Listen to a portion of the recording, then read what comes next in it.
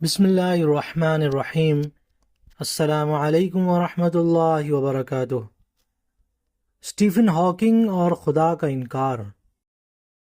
ایسٹرونامی یعنی فلکیات ایک ایسا شعبہ ہے جو یا تو انسان کو خدا کے بہت قریب کر دیتا ہے یا پھر بہت دور، کیونکہ جب آپ کائنات کی وسعت کو دیکھتے ہیں تو دماغ کام کرنا چھوڑ دیتا ہے۔ جتنا اس وقت دنیا پر ریت موجود ہے، اگر اس میں سے ایک ریت نکال دیا جائے تو زمین کی باقی ریت پر کتنا فرق پڑے گا۔ ہماری مثال بھی کچھ ایسی ہی ہے کہ اگر ہماری زمین کو اس کائنات سے ہٹا دیا جائے تو کائنات پر اتنا ہی فرق پڑے گا جتنا کہ زمین کی کل ریت سے ایک ذرہ نکال دینے سے پڑ سکتا ہے۔ اس طرح انسان سوچ کر لامحالہ حیران و پریشان ہو جاتا ہے کہ آخر اتنی بڑی کائنات کی کیا ضرورت تھی۔ تاہم اگر اللہ تعالیٰ نے ایک چھوٹی سی کائنات بنائی ہوتی تو اعتراض کرنے والے یہ ضرور کہتے کہ اتنے بڑے اللہ تعالیٰ نے اتنی چھوٹی سی کائنات کیوں بنائی ہے۔ یہ میرا ماننا ہے۔ اگر آپ نے اسٹیفن ہاکنگ کا مطالعہ کیا ہے تو آپ کو معلوم ہوگا کہ وہ پیدائشی ملحد نہیں تھا، بلکہ وہ اپنی تحقیق کے دوران ایتھیسٹ ہو گیا۔ اسٹیفن ہاکنگ کو صرف ایک چیز نے ملحد بنایا تھا اور وہ تھا وقت۔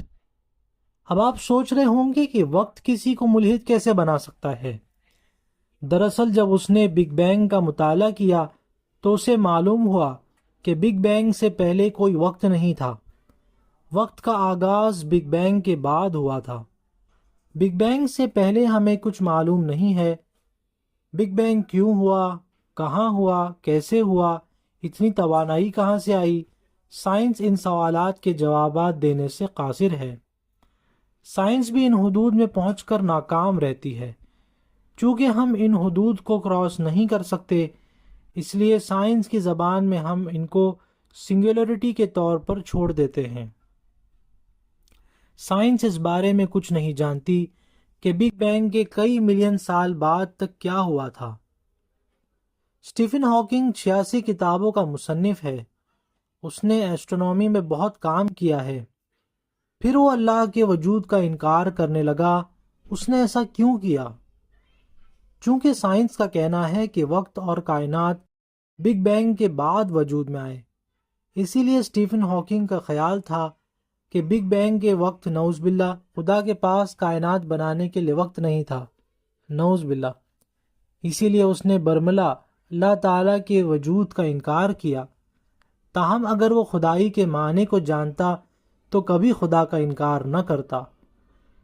خدا دراصل فارسی زبان کا لفظ ہے جس کا مطلب ہے جو پہلے سے موجود ہو، وہ وقت کا محتاج نہیں۔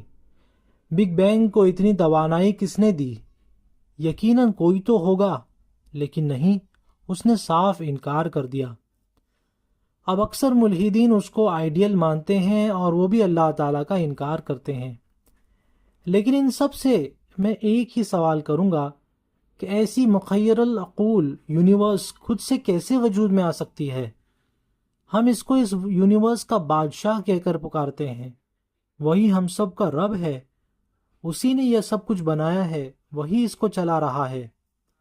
بگ بینگ سے پہلے بھی وہی تھا اور اب بھی وہی ہے، وہ ہمیشہ رہے گا۔ یہ ہم سب مسلمانوں کا ایمان و عقیدہ ہے۔ قرآن پاک میں درج ذیل آیت میں ابتدائے کائنات کے متعلق بتایا گیا ہے۔